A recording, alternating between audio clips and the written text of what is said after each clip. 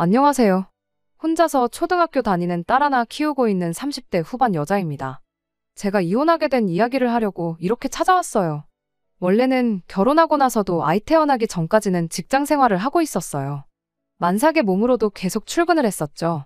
결혼하고 나니 남편이 다니던 회사 때려치고 아버님 돈으로 사업을 좀 해야겠다고 설레발을 치는 바람에 거의 3년 넘도록 남편이 벌어오는 수입이 없었거든요. 그래도 딱히 불만 가지려고 했던 적은 없어요. 애초에 맞벌이 생각하고 결혼했던 거고 반반 결혼하겠다 했는데도 전시댁에서 신혼집을 공동명의로 해줬거든요. 다만 제 출산일이 다가올 때쯤부터는 저도 걱정이 되었어요. 얼마 안 되는 제 월급, 생활비 쪼개가면서 어떻게 악착같이 모아놓은 돈이 있기는 했는데 그 돈으로 어떻게든 아끼고 버텨봐야 1년 겨우 넘길까 말까였거든요. 결혼 전에 시댁에서 집을 해주면서 제가 대신 결혼식 비용과 혼수를 다 하고도 제가 결혼 전에 모아놓은 돈 5천만 원이 비상금으로 있기는 있었어요. 처음부터 제가 반반 결혼하겠다고 했다 보니 남편도 그 돈의 존재를 알고 있었는데 그 돈은 미래에 태어날 우리 아이를 위해 쓰지 말고 아껴두자고 장기예금으로 묶어놓은 상황이었죠. 그래서 아무리 상황이 힘들어진다고 해도 그 돈을 쓰고 싶지는 않았어요. 그나마 다행이었던 건 전시아버지께서 이제 아이도 태어나서 아빠가 되는데 헛짓거리만 하고 다니는 아들 꼬락서니를 더 이상 두고 보지 못하겠다고 하신 덕분에 3년 가까이 돈 한 푼 벌지 못한 남편의 사업을 강제로 접게 만들어줬다는 거였어요. 남편이 먼저 다니던 회사가 평범한 중소기업이었고 거기서 쌓은 경력 가지고는 새로 직장 구하기도 힘든 상황이었어요. 아버님은 남편한테 정사업하고 싶으면 당신 사업이나 물려받으라며 남편을 데리고 가주셨죠. 사업이라고 해봤자 5명도 안 되는 영세하는 사업장이에요. 하지만 그래도 아들이라고 들어가자마자 고참 직원 대우해주고 월급도 후하게 쳐주셨어요. 한 달에 350만 원 정도 가져왔는데 저 혼자서 벌었을 당시가 한 달에 250이 고작이었으니 오히려 아이 태어나고는 제가 상황이 많이 편해졌어요. 하지만 월 수입이 거의 100만 원이 늘었는데도 넉넉하다는 생각이 전혀 들지 않았습니다. 가능하다면 저는 맞벌이를 계속 하고 싶었어요. 하지만 친정은 너무 멀리 떨어져 살고 있고 시어머니는 아이 봐주기 싫다고 하셨어요. 저한테 애는 직접 키워야 하는 거라고 뭐라 하셨죠. 틀린 말도 아니었고 이미 남편이 아버님한테 큰 신세를 지고 있던 상황이었다 보니 아쉽지만 제 경력을 포기하고 저는 전업주부의 삶을 시작했어요. 아버님이 신경을 많이 써주신 덕분에 지출도 거의 없었습니다.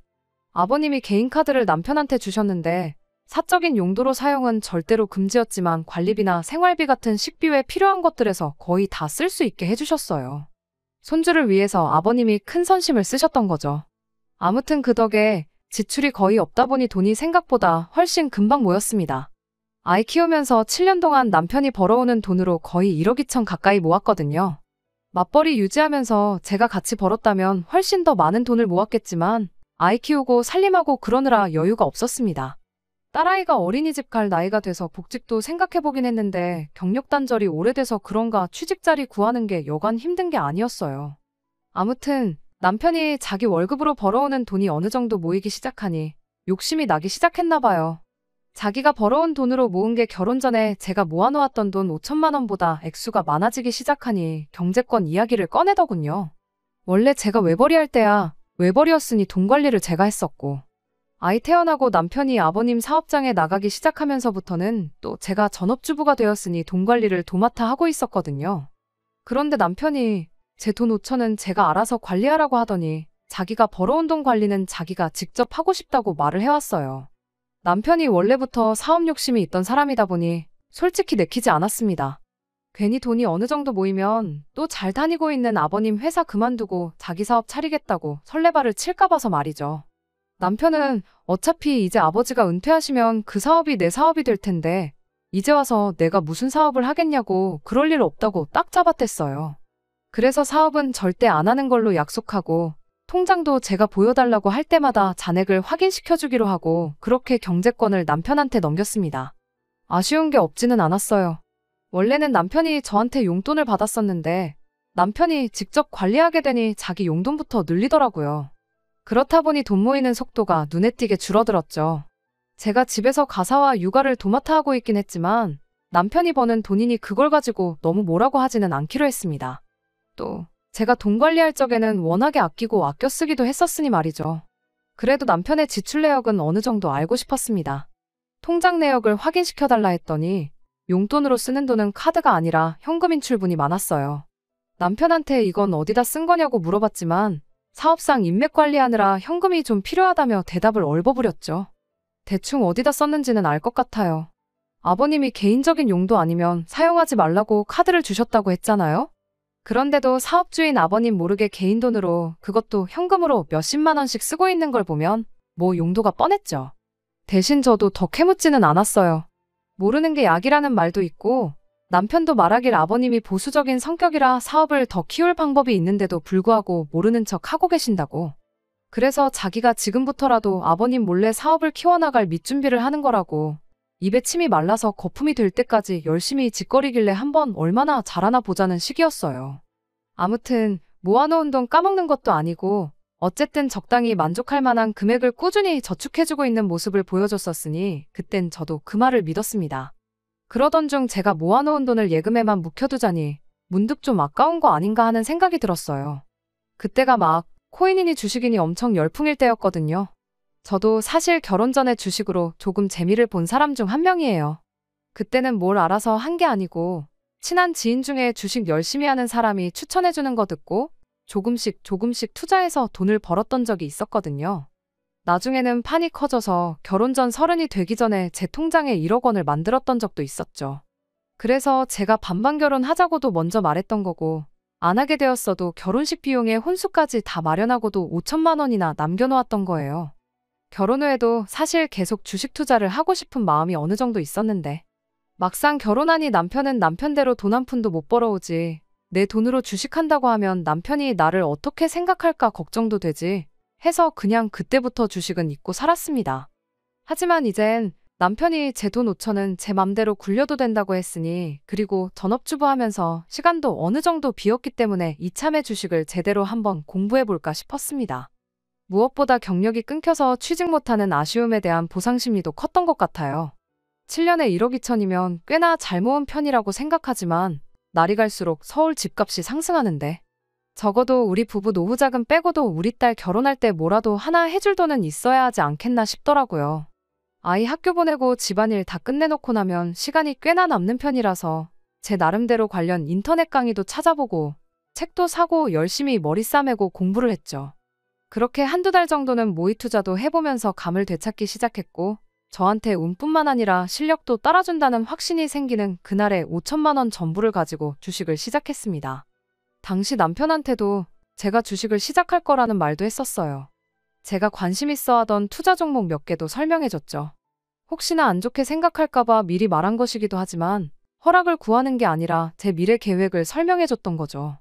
어느 정도 자신도 있었고 남편도 이제 자기 돈을 따로 관리를 하고 있었으니 관심 있으면 내가 정한 종목에 같이 한번 투자를 해보겠냐고 물어봤습니다. 그때 남편은 콧방귀를 뀌며 아줌마가 주식은 무슨 주식이냐고 비웃었어요. 옆집 아줌마가 주식을 사면 그때는 돈을 빼야 한다는 말도 못 들어봤냐고 개나 소나 주식해서 돈 번다니까 눈이 혹했나 본데 괜히 있는 돈 날리지 말고 은행에 고이 모셔두라는 소리를 하더라고요. 투자에 100% 확신이 있을 수는 없죠. 공격적인 투자보다 안전한 은행 예금이 좋다는 남편을 말릴 생각은 없었지만 말 한번 참 서운하게 한다 싶었습니다. 하지만 그런 남편의 생각과는 다르게 결과가 참 좋았습니다. 5천만 원으로 시작한 제 돈이 반년도 안 돼서 7천만 원으로 불어났거든요. 5천만 원으로 시작했으니 본전은 다시 예금에 묶어두고 이제 그 2천만 원만 굴려볼까 그런 생각을 하던 찰나에 또 몇 가지 종목을 보니까 확신이 생기는 게 있어서 반대로 그 2천만 원을 예금해놓고 원래 시작했던 원금 5천을 굴려야겠다는 생각이 들었어요. 반년 만에 2천만 원 만들어낸 자신감 때문에 그랬나 괜히 용기가 생기더라고요. 잃어봤자 절반이다. 2천만 원은 아예 벌었던 적도 없는 돈이라고 생각하자 다짐하고 나름 리스크 관리도 했습니다. 그런데 제 확신은 보기 좋게 빗나가고 말았죠. 찔끔찔끔 올라가던 주식이 다음날 아침에 아이 학교 보내고 집안일 마치고 나서 점심때쯤 확인해봤더니 한 번에 10%가 빠졌더라고요. 묶어둔 돈 2천만 원을 생각 안 하면 이미 손해를 본 거나 마찬가지니 저는 좀 더 버텨보기로 했어요. 처음 다짐했던 대로 제 자본금이 절반이 되는 순간 평생 주식은 쳐다도 보지 말고 살자는 생각으로 두고 보기로 했습니다. 그런데 문제는 제 주식이 회복을 하기는커녕 또 찔끔찔끔 빠지기 시작하더니 한 달 뒤에는 거기서 또 10%가 빠져버렸습니다. 남편은 내 그럴 줄 알았다며 어떻게 소 뒷걸음질에 개구리 한 마리 잡은 걸 가지고 실력이라고 착각해서 있는 돈도 날려먹게 생겼다며 비아냥거렸죠. 그냥 1,000만 원 벌은 걸로도 잘한 거니까 이참에 큰 교훈 하나 얻었다 생각하고 털고 나오라고 끝까지 저를 놀리더라고요. 그때는 그냥 리스크고 뭐고 오기가 생겨서 빼기가 싫었어요.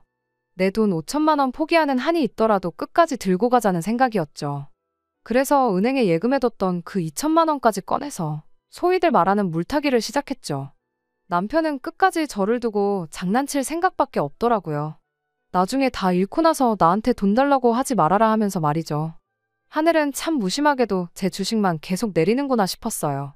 하지만 그때는 저도 제 눈이 틀리지 않았다는 걸 남편에게 증명해주고 싶어서 나중에는 남은 돈까지 탈탈 털어서 주식을 추매했습니다. 그날부터는 스트레스 때문에 일부러 주식 잔고는 확인도 안 했어요. 그냥 죽어라고 경제 관련 기사나 뉴스 찾아보고 다른 투자처를 찾는데 여념이 없었죠. 그러다가 얼마 지나지 않아서 시어머니가 아는 분들과 놀러 나갔다가 손목을 크게 다치시는 일이 있었어요. 큰 부상은 아니었지만 집안일을 할 수 있는 상황이 아니셔서 아침에 아이 학교 보내고 제 집안일 하고 나면 시댁으로 출근을 해야 했습니다. 시어머니 대신 집안일 도와드리고 식사 준비도 해놓고 해야 했으니까요. 말씀드렸다시피 당시 아버님께 큰 신세를 지고 있던 거나 다름이 없었기에 저는 이걸 시집살이라고 생각하지는 않았어요. 오히려 갚을 길이 없었는데 이렇게라도 도움을 드리니 다행이다 싶었죠. 대신 그렇게 아침에는 저희 집, 점심에는 시댁 가서 집안일이며 음식이며 해야 했다 보니 어머님 손목이 괜찮아질 때까지 주식은커녕 관련 뉴스 찾아볼 시간도 없었습니다. 그런데 시어머니 손목이 다 나음과 동시에 아주 대박이 터져버렸어요. 제가 투자하고 있던 회사에 엄청난 호재가 생기게 된 거예요. 일부러 꾹 참고 안 보고 있었는데 그 소식을 들으니 주식 잔고를 확인하지 않을 수가 없더라고요. 아니나 다를까 정말 대박이라는 말밖에 할 수가 없을 만큼의 수익이었습니다.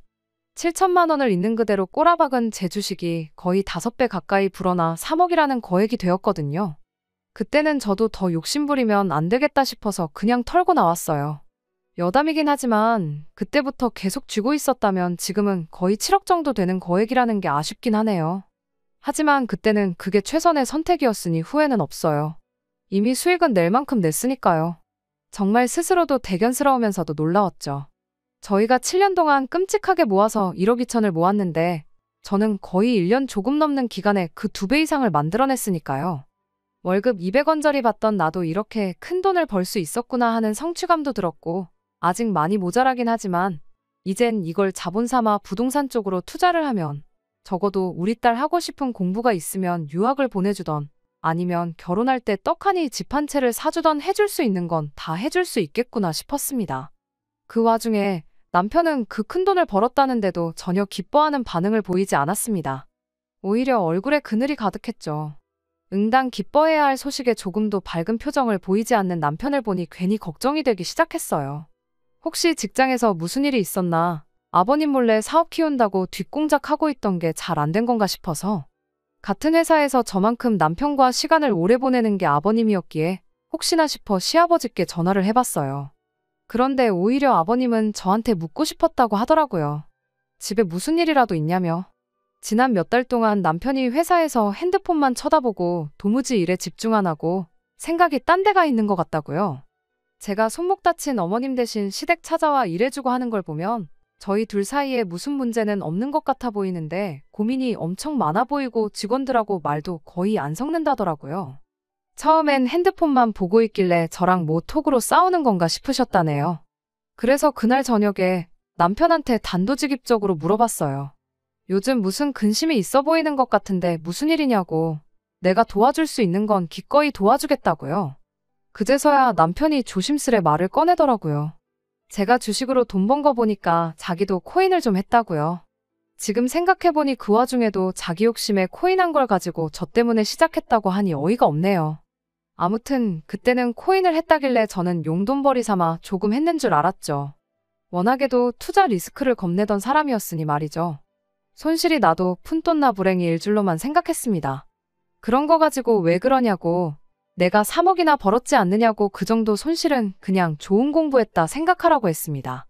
그런데 문제는 그냥 교훈으로 삼기엔 그냥 넘어갈 만한 액수가 아니더라고요. 처음에는 푼돈으로 시작한 게 맞답니다. 그런데 정말 1시간 사이에 100만 원 가지고 120만 원을 만들었다고 하더라고요. 그때부터 조금씩 투자금을 늘렸는데 사면 사는 대로 돈이 마구마구 불어났답니다. 그러고 나니 욕심이 생겨서 자기 돈 1억 2천을 전부 때려 넣었는데 몇 달 사이에 그 돈을 싹 다 날려버렸다네요. 요즘도 말이 많은 스캠 코인에 당했다는 거예요. 1억 2천만 날렸으면 참 다행이게요. 아버님 몰래 사업 확장하겠다고 알게 된 인맥들한테 돈을 빌려서 2억으로 그 돈을 메꾸겠다고 코인 데이 트레이딩을 시작했다는 거예요. 오르는 종목이 있으면 사서 조금만 먹고 빼고 하는 식으로 돈을 불릴 생각이었다네요. 시작했을 때 돈을 그렇게 벌었으니 하루에 1%만 벌어도 2달이면 손실을 다 메꾸겠다 싶었답니다. 그래서 그동안 회사에서 핸드폰만 죽어라고 쳐다보고 있었던 거죠. 그런데 그렇게 하루에 1%씩 돈을 벌 방법이 있으면 세상에 돈 없는 사람이 어디 있겠어요. 결국 지금 그 돈마저 반타작이 나서 1억 조금 안 되게 남아있다는 거예요. 저희 돈 1억 2천 날린 건 둘째치고 거기에 빚까지 1억 손실이 생겼으니 남편 입장에선 하루하루가 소위 똥줄 타는 상황이었던 거죠. 제가 도와준다고 했으니 이실 찍고 하는 거라면서 지금이라도 1억 남아있는 거 뺄 테니 저보고 1억을 메꿔달라고 뻔뻔하게 부탁을 해오더군요. 그 말을 듣는데 정말이지 하늘이 무너지는 느낌이라는 말을 이때 쓰는 거구나 싶더라고요. 제가 3억을 벌면 뭐해요. 날린 돈 1억 2천에 갚을 돈 1억까지 하면 제 본전 5천만 원을 제하면 얼마 되지도 않았고 돈도 돈이겠지만 1억 2천 날린 상황에 남한테 돈까지 빌려다가 코인을 하는 사람이 제정신인가 싶더라고요. 당신 지금 제정신이냐고 제가 소리를 질렀더니 왜 도와준다고 해놓고 화를 내냐며 오히려 저한테 화를 내더군요. 이럴 때일수록 부부가 힘을 합쳐야지 않겠냐며 제가 그 돈을 대신 갚아줘야 하는 이유를 설명하길래 정신 차리라고 남편 뺨 한 대 올려붙이고 저는 아이방 가서 같이 잤어요. 그날부터 남편은 저한테 더 이상 남편이 아니었습니다. 솔직히 사람 취급도 해주기 싫었어요. 그리고 그때 이혼을 해야 하나 말아야 하나 그런 고민을 하기 시작했죠. 아이가 괜히 엄마 아빠 싸우는 모습 보고 불안해할까봐 딱 필요한 만큼의 대화만 하고 남편을 상대도 해주지 않고 지냈습니다. 그랬더니 며칠 뒤에 퇴근한 남편이 집에 시어머니를 모시고 왔더라고요. 그런데 시어머니가 우리 딸아이가 보고 있건 말건 그런 건 상관도 안 하고 제 뺨부터 한 대 올려붙이시대요. 그동안 남편 덕분에 집에서 애나 키우면서 편하게 먹고 산 건 생각 안 하고 남편이 돈 얼마 잃었다고 마누라가 돼서 뺨부터 올려붙이는 게 맞는 거냐면서요. 남편이 뭐 혼자 잘 먹고 잘 살겠다고 그 돈을 투자했겠냐고. 다 이게 제가 남편한테 돈돈거리면서 딸아이 집 한 채 해줘야 한다 부담 줘서 그렇게 된 거 아니냐고. 이제는 시어머니까지 이 문제를 제 탓으로 몰고 갔습니다. 시아버지 이야기까지 꺼내면서요. 아버님 사업이 뭐 시작했을 때부터 잘 된 줄 아냐고. 다 사람 삶에 우여곡절이 있는 거고 그걸 부부가 같이 견뎌냈으니까 지금 이렇게 잘 살고 있는 거라고 하면서 인생에 큰 교훈 얻었다고 생각하고 날려먹은 남편 돈 1억 2천은 그냥 없던 돈인 셈 칠하시더군요. 그리고 저도 주식 같은 거 이제 그만하랍니다. 돈 몇 푼 가지고 그렇게 유세를 떠니까 남편한테 큰 소리 치는 거 아니냐고. 유세 부리려고 돈 버는 거면 그딴 돈 필요 없으니까 괜히 남편 기죽게 만들어서 될 일도 안 되게 만들지 말고 여태껏 한 대로 남편을 떠받들고 살라더군요. 불과 얼마 전까지 손목 때문에 고생하는 시어머니 도와드린다고 제가 시댁에 들락날락 했을 때만 해도 너 같은 며느리 세상에 또 없다며 저한테 고맙다고 하시던 분이 맞나 싶더라고요. 그런데 듣다 보니 뭔가 이상하더라고요. 처음 싸움의 발단이 남편이 코인을 해서 1억 2천을 날린 것도 문제지만 사실 더 큰 문제는 그걸 2억이라는 거액의 빚까지 져가며 했다는 데 있었거든요. 그런데 자꾸 그 빚 이야기는 빼놓고 1억 2천 없던 돈인 셈 치라고만 말을 하시길래 제가 어머님한테 한마디 물어봤어요. 남편이 저 몰래 2억 빚까지 만들어서 거기서 1억 날린 것도 갚아달라는데 그건 알고 계시냐고요. 시어머니는 제 말을 듣더니 흠칫하고 놀라더라고요. 반응을 보아하니 남편이 자기 유리하게 저한테 뺨 맞은 이야기만 했던 것 같고 정작 중요한 사실은 말을 안 했던 거죠. 하지만 당황한 것도 잠시 시어머니는 돈보다는 사람이 우선이라며 어차피 앞으로 남편이 아버님 사업 물려받게 되면 돈도 지금보다 더 많이 벌어올 거 모르냐고 저한테 다시 큰 소리를 치더군요. 그때 이제 제가 무슨 소리를 한들 이 집에 내 편은 없구나 싶었어요. 제가 시어머니 다쳤을 때 잘한 것도 어떻게 보면 남편 덕에 제가 편하게 먹고 사는 거니 그 정도는 당연히 해야 하는 거라 생각하셨던 거고 고맙다는 말도 제가 남편 기 살려줄 때나 인사치레로 해주는 거였구나 싶더라고요. 그래서 저도 그동안 고민만 하고 있던 말을 입 밖에 꺼내줬어요. 남편이 기 안 죽고 당당하게 살아갈 수 있도록 제가 이혼해주겠다고요. 시어머니는 제 이혼 이야기를 듣고도 아주 이젠 할 게 없어서 이혼 가지고 시험이 협박질을 하냐며 이혼할 테면 하라고 큰 소리를 치시더라고요. 이혼하지 말라고 허락 안 해줘도 할 생각이었다고 남편 앞으로 생긴 빚 1억은 어떻게 한번 잘 갚아보시라 말하고 했더니 그제서야 시어머니도 남편도 제가 진심이라는 걸 알게 된 건지 갑자기 조용해지더라고요. 그러지 말고 온 가족이 머리를 맞대고 좋은 방법을 찾아보자면서요. 뭐 별거 있나요? 주식으로 돈 편하게 벌었으니 그 돈으로 갚아줘라 그딴 소리나 하겠거니 싶어서 차키만 뺏어서 친정으로 향했습니다. 애 학교는 보내야 하니까 차는 가져가겠다 하니 아무 말도 못하더라고요. 제가 기어이 아이 데리고 친정으로 향하고 나니 그때부터 시어머니한테 전화기에 불이 날 정도로 연락이 왔어요. 그제서야 시어머니도 현실을 깨달으신 것 같더라고요. 하지만 저는 아랑곳하지 않고 선언한 대로 이혼 서류 작성해서 집으로 보내고 착실히 이혼 준비를 시작했지요.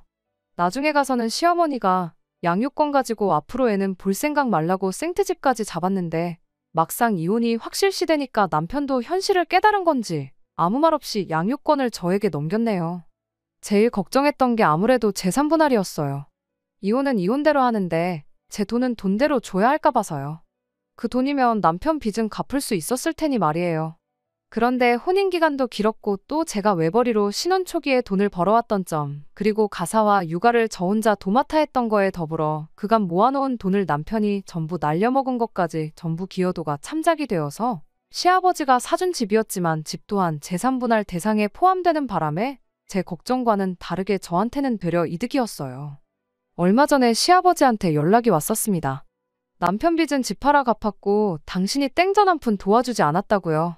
그리고 저렇게 정신머리 없는 놈한테 당신 사업을 물려줄 생각이 싹 사라졌다며 사업장에서 남편을 쫓아내셨다네요.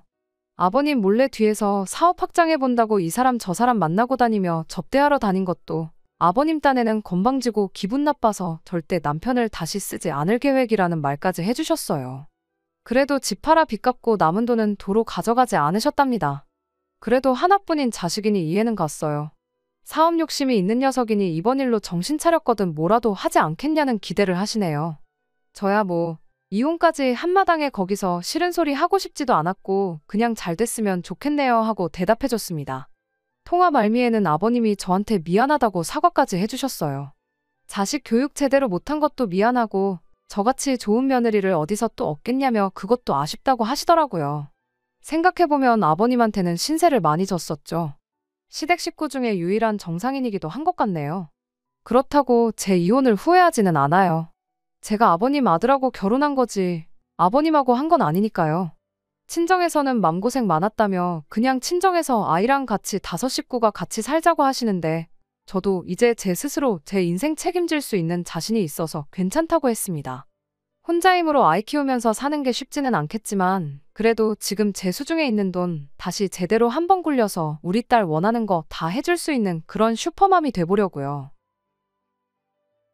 끝까지 들어주셔서 감사합니다. 오늘의 사연은 여기까지입니다. 구독과 좋아요, 알람 설정 부탁드리고 더 좋은 사연으로 다시 찾아뵙겠습니다. 감사합니다.